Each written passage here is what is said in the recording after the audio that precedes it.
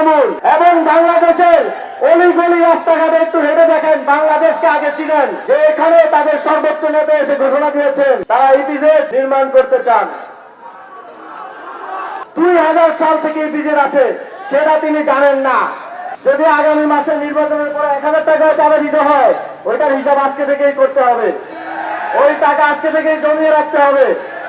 সংগ্রামী বন্ধুগণ, ইতিমধ্যে জাতীয় নাগরিক পার্টি কি করতে পারে তার একটা ডেমো আপনারা দেবিদ্বার প্রমাণ করে দিয়েছেন। আমরা ব্যাংক লুটেরা এবং বিদেশি নাগরিকদের নির্বাচনে দাঁড়ানোর বিষয় নিয়ে কঠোর অবস্থান নিয়েছি এবং দেবিদ্বারবাসী আপনারা সেটা বাস্তবায়ন করে ছেড়ে দিয়েছেন। আজকে কোর্টে শুনানি চলছে, হাসনাত ভাই সেখানে আছেন। আমি নিশ্চিত করে বলতে চাই আজকে ব্যাংক লুটেরাদের পক্ষে কোন রায় আসবে না ইনশাআল্লাহ। দেবিদ্বারে ব্যাংক লুটেরাদের বিরুদ্ধে আমাদের বিজয় আজকে সুনিশ্চিত হবে ইনশাআল্লাহ।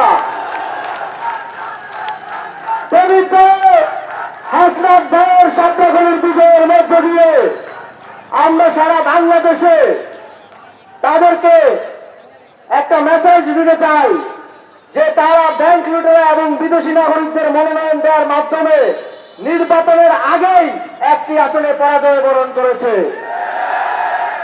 এবং এটি প্রমাণ করে বাংলাদেশের জনগণ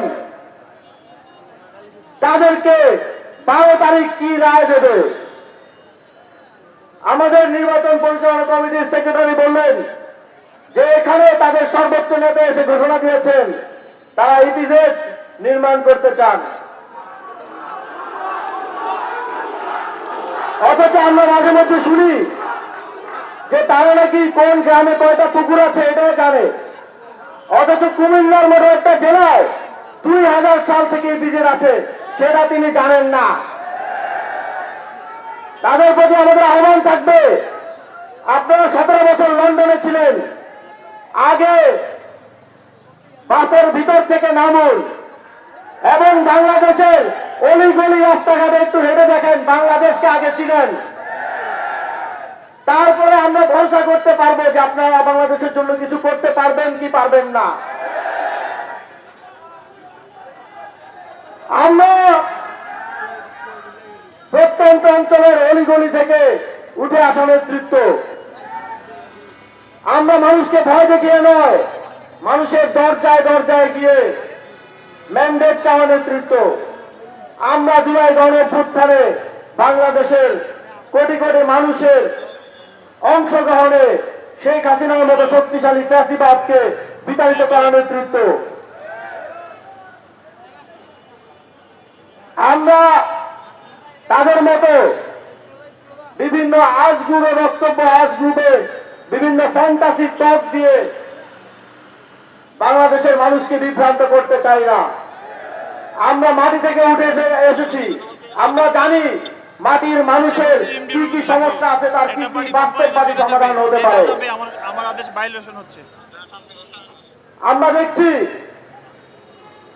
ওনারা বাংলাদেশের যেখানেই যাচ্ছেন, যেই জনগোষ্ঠীর কাছেই যাচ্ছেন, তাদেরকে ভিন্ন ভিন্ন কাজ দেওয়ার কথা বলছেন। কোথাও ফ্যামিলি কার্ড, কোথাও কৃষক কার্ড, কোথাও চা শ্রমিক কার্ড, কোথাও বেকার কার্ড, কোথাও শ্রমিক কার্ড।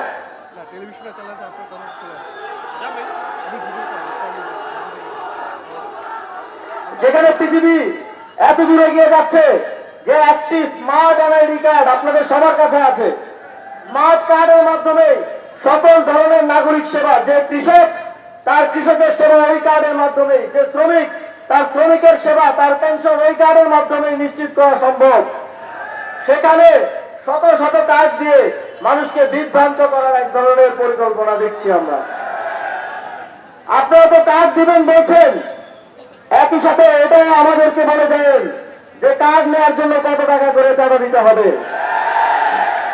কারণ আমরা বাংলাদেশের জনগণ গরিব মানুষ, যদি আগামী মাসে নির্বাচনের পরে 1000 টাকা চাঁদা দিতে হয় ওইটার হিসাব আজকে থেকেই করতে হবে, ওই টাকা আজকে থেকেই জমিয়ে রাখতে হবে।